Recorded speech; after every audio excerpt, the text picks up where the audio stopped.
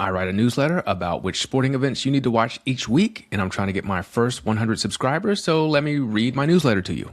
Thursday, February 26th, women's college basketball, the Tennessee Lady Vols hit the road to take on the number 6 LSU Tigers at 6 p.m. Eastern Time on ESPN. It's probably job-saving time for Tennessee head coach Kim Caldwell. The Lady Vols are currently in what is probably their bleakest stretch in program history. A hot start to the new year had them sitting atop the SEC, but now they have lost 7 of their last 9 games, including 4 straight. A trip to one of the nation's most intimidating venues to face a team coming off a 53-point victory isn't exactly a recipe for success, but they were in a similar spot heading into last year's upset over UConn.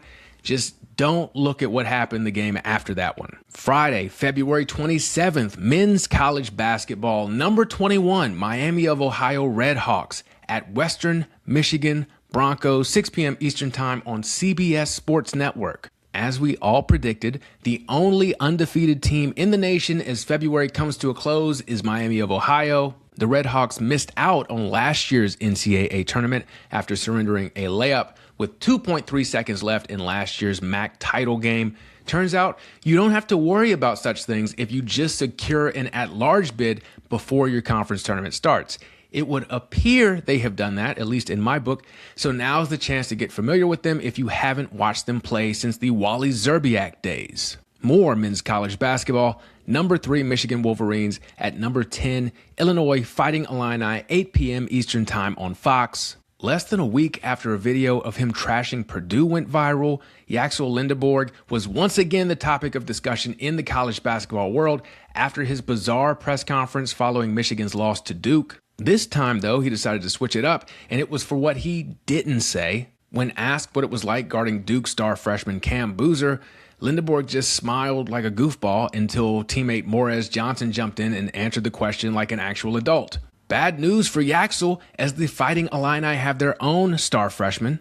Keaton Wagler, kind of a surprise story this year. The Wolverines better get a win or we could be in for another strange press conference. Illinois' last 3 losses have all come in overtime, so Dusty May should tell his team to aim for a tie in regulation. I'm a coaching genius. Saturday, February 28th, men's college basketball, number 11 Virginia Cavaliers at the number 1 Duke Blue Devils, 12 noon Eastern Time on ESPN. Virginia has defeated a top 5 Duke team in Cameron Indoor Stadium just twice since 1993. The last time it happened, the Blue Devils were led by a freshman power forward who was projected to be a top 3 pick in that year's NBA draft. Does history repeat itself? They'll have their work cut out for them because Duke has won 30 consecutive home games. We're just going to keep it rolling with men's college hoops. Number 14, Kansas at number 2, Arizona, 4 p.m. Eastern Time on ESPN. You can't have a college hoop Saturday without a Big 12 matchup. We've got a revenge game here too as the Jayhawks snap the Wildcats' 23-game winning streak back on February 9th. Has Arizona figured out how to slow down Flory Badunga? Worth noting that Kansas won that one without star freshman / habitual load manager Darren Peterson, who was ruled out with flu-like symptoms after warm-ups. Then we're finishing up the day with some unrivaled basketball. First round coverage begins 8:30 p.m. Eastern Time on TNT. The field is set for the chase to the second championship in unrivaled history. See you next season, Lunar Owls and Hive. Seeding still has to be figured out on Friday, but it's playoff hoops, so tap in. Sunday, March 1st, NBA basketball, San Antonio Spurs at the New York Knicks, 1 p.m. Eastern Time on ABC, an NBA Cup Finals rematch, and even more importantly, a 1999 NBA Finals rematch. The Spurs won that series in 5 games. The teams averaged a combined 164.6 points per game. They combined to score 266 points when they played on New Year's Eve this season. The late 90s were a different time. There will still be defense, though. Victor Wembanyama is the favorite to win Defensive Player of the Year, but teammate Stephon Castle should be in the conversation, too. He's had opposing guards in hell all season long. Just ask Cade Cunningham. Let's see how Jalen Brunson deals with it. He's a combined 21 for 51 in their matchups this year. Then we've got men's college basketball. The College of Charleston Cougars, the hometown team for me, at UNC Wilmington, the Seahawks, 7 p.m. Eastern Time on CBS Sports Network. A showdown between the top 2 teams in the CAA as the regular season winds down. The Seahawks have beaten the Cougs in 6 straight games, including last season's CAA semis en route to their first conference tournament title in 8 years. Their coach, Takeo Siddle, has got to be on the short list for bigger programs at this point. 20-plus wins in 5 straight seasons. They played Texas Tech, who made an Elite 8 run close in the tournament last year, and they look even better this season. Do you hear what I'm saying, South Carolina men's basketball program? Monday, March 2nd, spring training baseball. Atlanta Braves versus the Detroit Tigers, 1 p.m. Eastern Time on ESPN. This is just in case you need proof or hope that we're almost done with winter. There will be plenty of time to dive into previews and whatnot. For now, just enjoy the vibes of a lunchtime baseball game in the middle of the week as we get ready for the World Baseball Classic to start.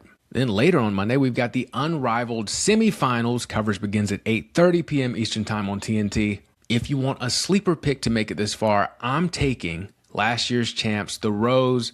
Certainly not the season we expected from them, but they've got Chelsea Gray, who is leading the league in scoring and assists, and they just added Angel Reese back into the mix. They had a similarly up and down regular season last year before going on their title run, so keep an eye on them. Also, they're taking the league on the road to New York City for this one. Tuesday, March 3rd, we've got some English Premier League soccer.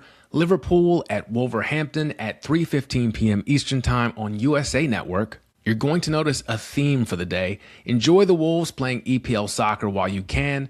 They're incredibly sorry. 1 win in 28 matches has them as a lock for relegation with still 10 matches to play. As a bonus, this is sandwiched in between episodes of Law & Order SVU. Then, much later that night, the Phoenix Suns hit the road to take on the Sacramento Kings at 11 p.m. Eastern Time on NBC. If the NBA had relegation, the Kings would be preparing for their move down. Remember how exciting they were a couple of years ago when they won the Pacific Division and took the Warriors to 7 games in the first round? I'm not sure if we can even call what they're doing tanking because they're not really blatantly trying to lose so much as they're just bad. The fans know it too. Back when these two played in November, a Kings superfan got thrown out after a verbal altercation with Zach LaVine over Sacramento's defensive effort. They should let that man coach like Whoopi Goldberg and Eddie. But in all seriousness, I'm glad this game is on national TV. It feels like we get locked into seeing the same 4 to 6 teams over and over. So a little switch up every so often is nice. And it's on NBC, so you don't have to hear the Inside the NBA crew complaining about how bad the Kings are. Also, things are looking up for them. They just snapped a 16-game losing streak. Wednesday, March 4th, we've got a lot of women's college basketball because the SEC and ACC tournaments start. First round coverage begins at 11 a.m. on the SEC network and ACC network. Can you believe it's finally here?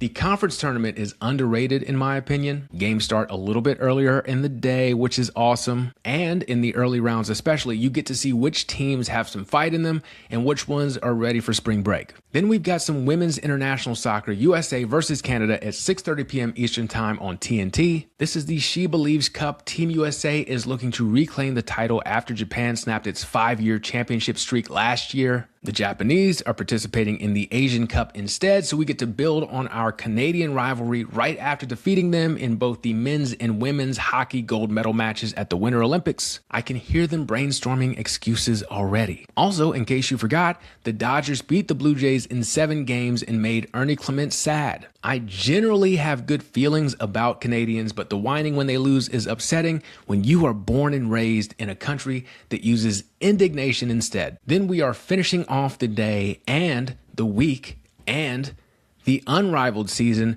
with the championship at 9:30 p.m. Eastern Time on TNT. Feels like that season flew by, and you better enjoy this one because there's no telling when we get to see pro women's hoops in this country again with the way that the CBA negotiations are going for the W. All right, if you liked what I had to say, but you don't want to hear my voice say it, sign up for the newsletter. Again, it's free. Head on over to the shownotes.beehive.com. Every Thursday morning, first thing in your inbox, boom, you've got it. You can keep it handy. You can look at it throughout the week. Until then, I will see you next week.